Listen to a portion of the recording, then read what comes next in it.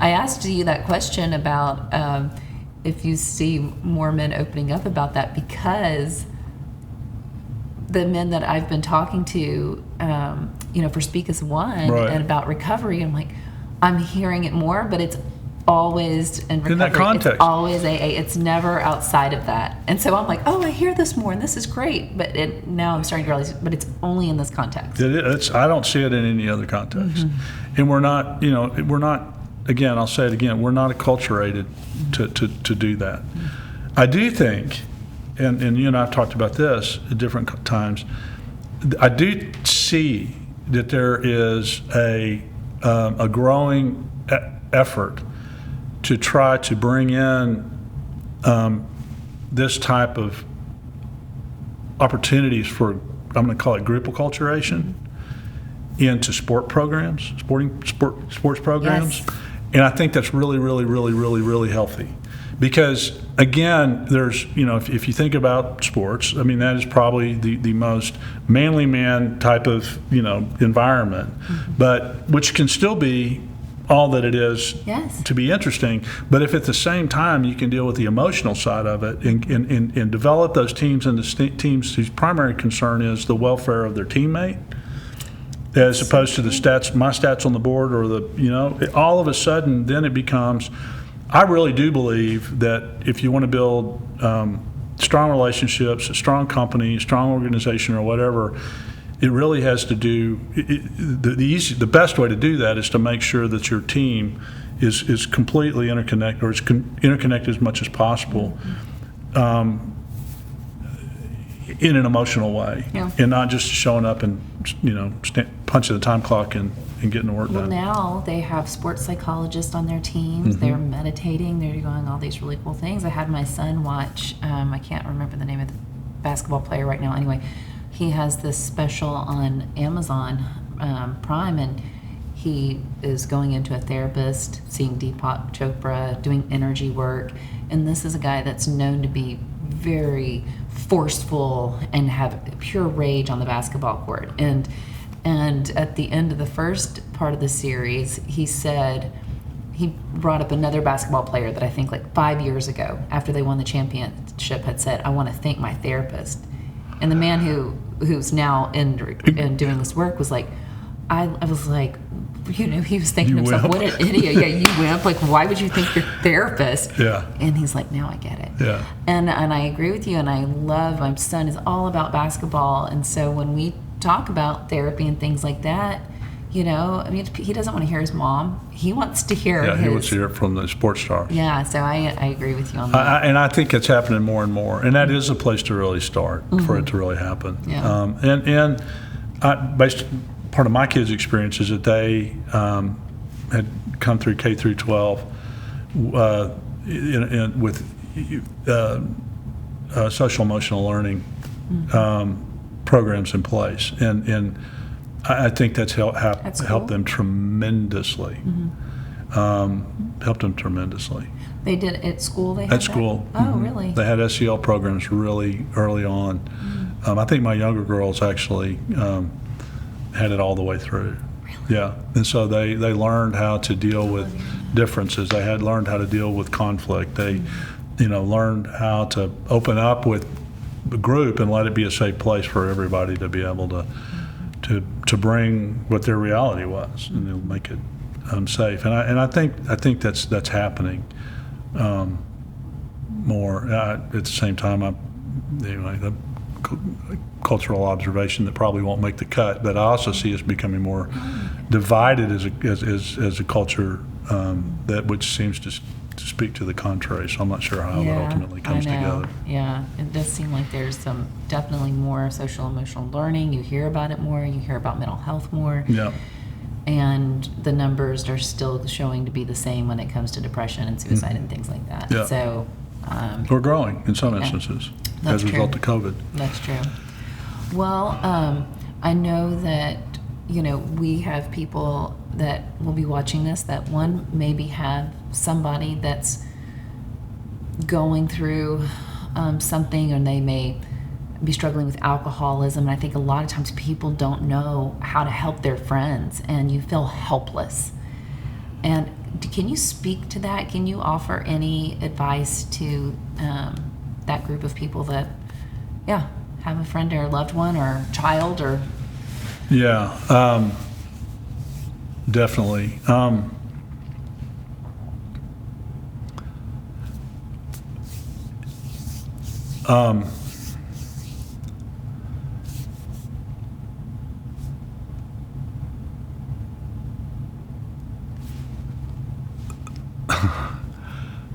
The main thing, the absolute main thing is making the tough decision just to be available and to show up.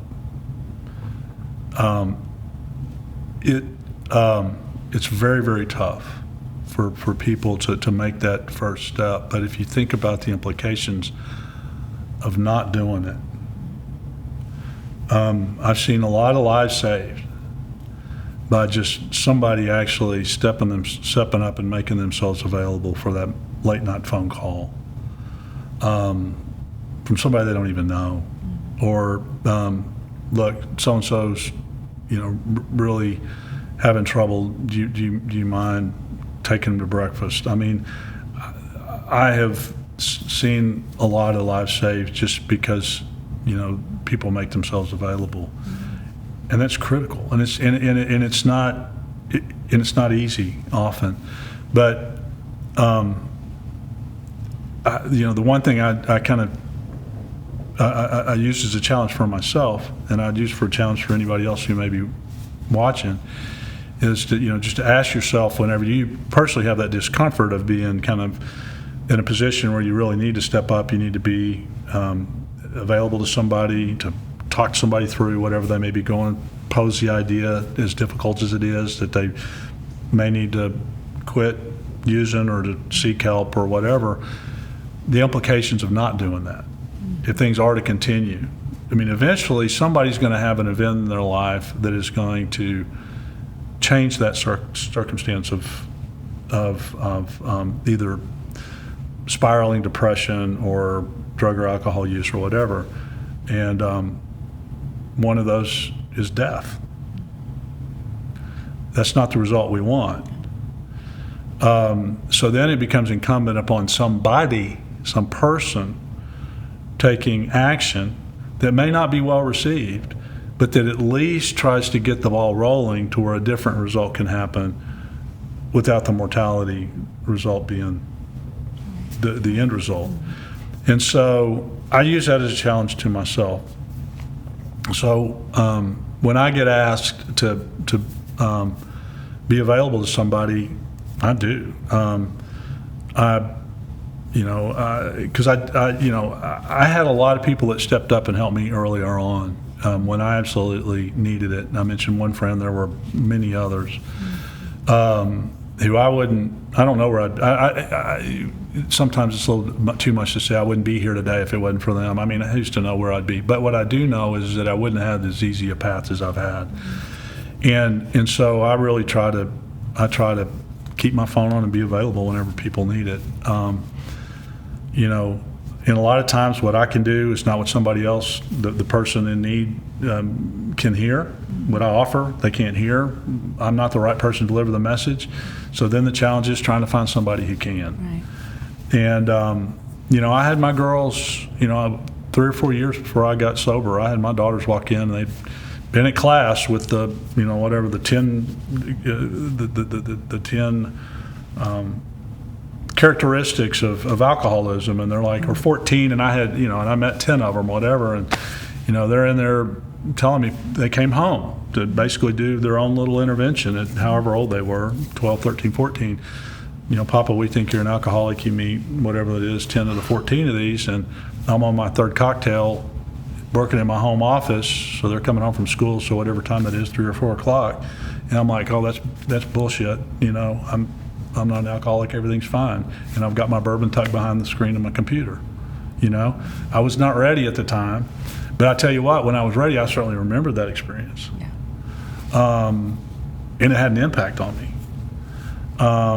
that gave me fuel to keep going. So, yeah, being available for the next person. And they talk about, we talk about in recovery, long-term recovery, which I kind of 10 years was my year, but when I thought once I hit 10 years, I guess I'm in long-term recovery. So I feel comfortable saying that now. Now that I'm in long-term recovery, it's not done. It's not done because it's constant work. But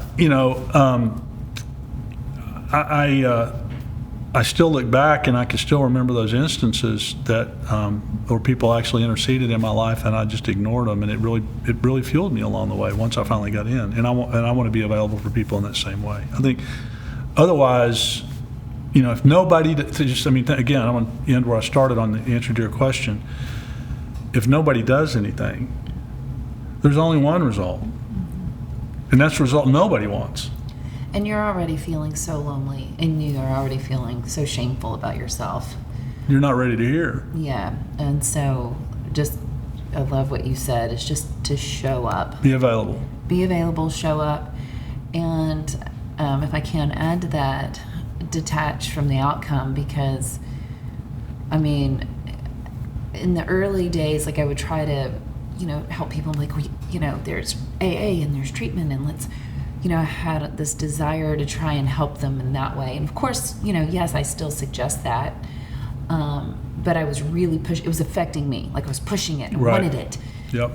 And I'm like, I just know what they can be like if they could just go get help. I can fix you. I promise I can fix you with enough time. I've got this. And I learned the hard way just by, saying I can support, I can be there, I can go to breakfast, I can be there on the phone, I can suggest again, I can offer other people that have also been through the program, and that's all I can do. And then I got to step back and I can't put my desire for them to heal or get into a program on them. I can only suggest and then step away and lead by example. Right, exactly, and keep doing that. Yeah. I have two responsive thoughts about that, and one of them is there does become a point of diminishing return when there are people who then will come, and there's a point at which you need to redirect them to someone else because it's not. Then it becomes intrusive and it's not helpful. But you got to have somebody else up, to pick up on the other side, or to. That's where things get to be real difficult. But I've already forgotten what my second one was, so it doesn't really matter. But I think that results. One of the things that I really learned in 12-step programs and rooms and meeting with the guys that I meet with on a regular basis, and it's become transformational for me. Growing up again as someone who was living for my resume, is to just get out of the results business. Because it used to be when things went my way, I drank to celebrate. When things didn't go my way, I drink to mourn and be remorseful or whatever, sorry for myself. I don't want to be on those emotional roller coasters anymore. So you go run, you try to do something. If it doesn't work out, it doesn't work out. That's a human condition. Move on, kind of go do something else. You got to achieve, like in business, you got to achieve in so much and all that. It's all fine and well, but it's all a matter of when things don't work out, how do you respond? And the more you can still take initiative, but if things don't work out, it's all a matter of how you deal with it. And the way I respond today is drastically different than the way that I responded 12 plus years ago. And so I very seldom, and I only say seldom, I only say it that way because I want to leave room for there being an exception, because what I really want to say is I never see anybody in long-term recovery who doesn't say that their life is immeasurably better than it ever was. And not as compared to when they were at their lowest low, but when they were back, in junior high or high school, and, they felt uncomfortable in their own skin or whatever, but they weren't yet, crossed the line or whatever, and they weren't, in the throes of their addiction. Ever. I know. And that to me ought to be the biggest calling card for just sobriety and just in general, is because is transformational. And one of the things we also talk about, how cool is it that we can be growing up again when we're in our 40s, 50s, and 60s. Yeah. You know? I mean, literally growing up. I mean, in living a life that is completely fulfilling, and it doesn't matter what plaques we got on the wall or what sits on our resume or necessarily what our income is, because I can guarantee you there's some guys that sit in that room who, you know, don't make a lot, and they're a hell of a lot happier than most of the folks that are out there walking around. Yeah, it is powerful. And I told a friend just last night, I was having dinner, and he said, you know, you don't have any desire to drink? And I'm like, every day, every year, my life only gets better. Yeah. Like, why would I want to screw that up? It keeps getting better. Absolutely. And because it does, and you learn so much from the way you gain friendships in that community. And it keeps progressing. Not saying that it's perfect. I mean, I still have challenges, but you know how to work through those challenges with a clear, sober mind. And when I was trying to work through those challenges with an alcoholic mind, it was doomsday. I mean, and then I needed more alcohol to help with the doomsday. Yep. And when you work with it, the clear mind, it seems like it's faster, you move through it quicker, you know that it's just a moment in time and you can move through it. And you don't lose the other things, because even I remember dealing with stuff when I was drinking, and I might be able to make it through the crisis, but the wreckage that I left with my kids and other things along the way as I'm dealing with the wreckage, I mean, all that had to be cleaned up. Yeah. And I want to comment on something that we said kind of at the very beginning, is the other thing that I find really cool about recovery. And let me also say this. So when I'm talking about recovery, I'm talking about recovery from substance use disorder. That's typically how, when I'm talking about 12-step programs. But the reality is that there are a lot of conditions from which people can recover or live a fulfilled life that don't involve substances, right? I mean, just mental health writ large, right? I mean, there are all sorts of opportunities like we're talking about, but most of the ones I just happen to be in the rooms of having to do with drugs or alcohol. But the friendships, this is just the most amazing thing to me of all, the friendships that I have with people whose only their first name that I know, because usually in 12-step programs you don't give your full name, and who I never see or seldom see outside the rooms of a 12-step program. Meaning we just sit in a room or circle together for about an hour, then we go away and do our stuff, and then we'll get back together in a week or a month or whatever year later and do the same thing. I have got relationships that are stronger in that with those people than I do with people that I grew up with. Isn't that amazing? Yeah. I mean, and that's a world I want to live in. That's a world I want to spend my time in. I mean, and why? Because that's a world I feel safe in. And that I have absolutely rock solid relationships, even though I don't know their last names. I don't know their kids. I know nothing about their own personal resume. I know nothing about their income. But I do know that if I got to go to some place and I need real emotional support and I need to get some insight as to how I can get my life back on track, I'll go sit in that room for an hour and they'll give it to me.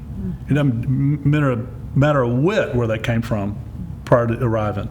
That's really, really cool. Yeah. And unfortunately, most people don't have that. That is simple. And you're right, they don't. Most people don't have that. And I think that's too, speaking to our audience, if somebody is, thinking about, that they want to stop drinking, or they know that their life is feeling a little off and they don't know how to go about it, is that your first step, would say, to go to a meeting or to find people, or what would you suggest that they do? I think it's either go to a meeting or find, if to the extent you're familiar, a group of people who are in recovery. Okay. The one thing I always feel that it's when I talk about going to a meeting, that I think it's important to address is that the people do come to 12-step meetings and they feel like they've just landed from Mars, and they're in this group of people who have funny sayings and they seem to be talking off a script, and it's just a little bit weird, and they're talking about it. The bottom line is, if you'll step back and look at what's going on in that room, It's just people have found a code that they can live by that gives them a chance, because most of that meeting is spent people talking about their own realities, right? Right. And being there to support each other and to learn from each other. That's really what it's all about. And it's got a structure. That's the way that it's set up. It happens to work because what it does is it takes you through, if you look at a 12-step program, it takes you through 3 phases of steps to be able to allow you to, number 1, come to grips with the fact that you got a problem. Mm-hmm. Number 2, begin to look at your life and who you are to be able to evaluate it. Actually, it's 4 groups. Number 3 is to go make amends to those folks you've hurt, because we've all got it. And then the last one is to be able to carry it out to other people, right? That's really what all those 12 steps are about. Right. It's just as simple as that. People come away of it thinking this is really kind of freaky stuff and there's a cult. It ain't a cult. Not. It's just, and if you look at what all of that's about, that is a lot of psychiatry and a lot of therapy is based on the same kind of principles. And so it just happens to have been institutionalized since 1935 when the book of Alcoholics Anonymous was written. They use a bunch of silly language that's not necessarily been updated, which is all fine and well. But my point of saying is, getting into this, is the real value, and all that is necessary. And it saved my bacon, it saved my ass. 12 steps and working through that entire process, it was what gave me the chance to really evaluate me, figure out who I was, and then clean up all the messes that I'd made, and now come out and be, to use the term, happy, joyous, and free, because I really, really am. But the main thing for anybody coming in new, which is what I'm bringing all this up about, is go in there and spend your time listening to the stories that people tell. Don't freak out about all the other stuff. Just go in and listen to the stories that people tell, and go back again. Number 1, it's a safe place where you're not using for an hour.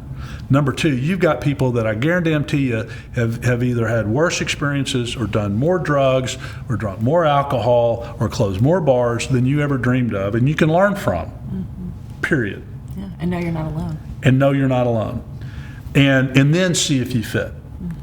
And if you don't, then at least you know a place that you can go where if you start getting in real crisis, you got people that are going to have your back. Right. You know what I mean? And I hear people say so too, like about it's faith in God, and I'm like, you can go in there and you can hear people say, yeah, yes, I did succumb to a higher power, but for them that's like a yellow butterfly. 100%. Or just like, it's something to say that, and for me it's God and it is my faith, and whenever I had that step I was just like, yes, like I surrender, take it from me.